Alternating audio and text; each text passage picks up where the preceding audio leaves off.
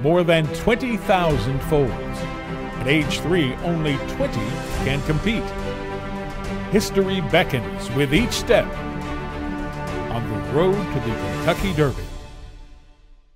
Hi, I'm Jill Byrne, overlooking the Twin Spires and the racetrack here at Churchill Downs with a flurry of activity as we get ready for opening of racing here on April 29th.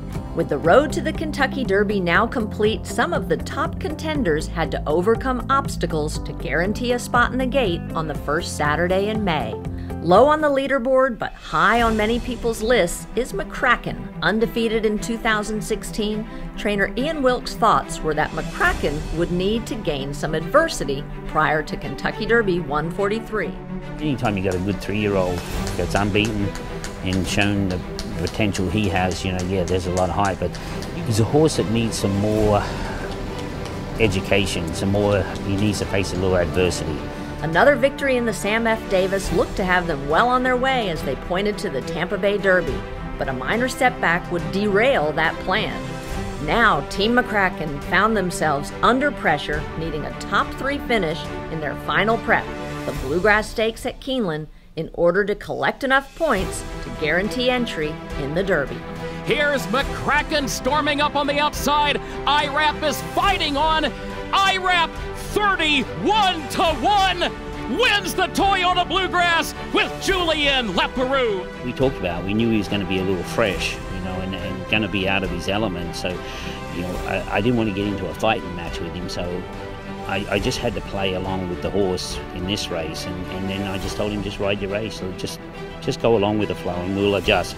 Only instruction I gave him was be 1, 2, 3. McCracken earned his points, but now jockey Brian Hernandez Jr. would have to make a major decision. As the jockey of both McCracken and Gervin, who he had ridden to victory in the Risen Star and Louisiana Derby, and the points leader, who would he choose? It was a really tough decision. It was like leaving one of your kids behind when you go on vacation. You had to choose which one to take. Ian and the Whittams have always been great to us, and we decided that, McCracken was the way we decided to go. With Hernandez choosing McCracken, this left the mount open on Gervin. Trainer Joe Sharp wasted no time securing the services of Hall of Famer, Kentucky Derby winning jockey Mike Smith for his Derby hopeful.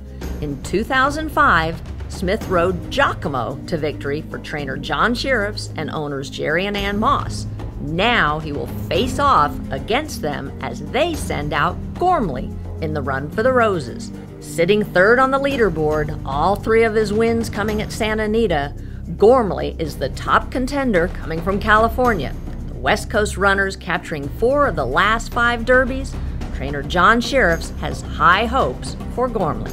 As trainers, we get kind of close to our horses, and we're very proud of our horses. So to bring a horse back for the Kentucky Derby, you're mostly proud of your horse that he's good enough to participate.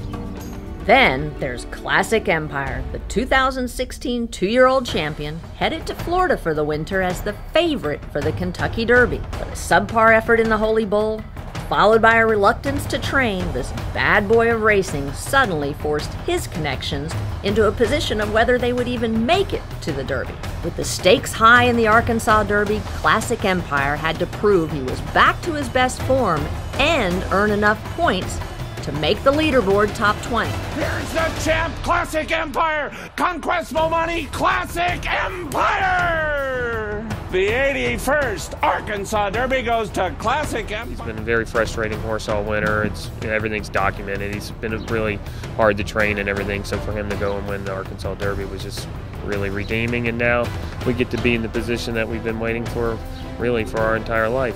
With big decisions, setbacks, and comebacks, the road to this Kentucky Derby proves once again how challenging it is to earn a spot in the gate for the greatest 2 minutes in sports.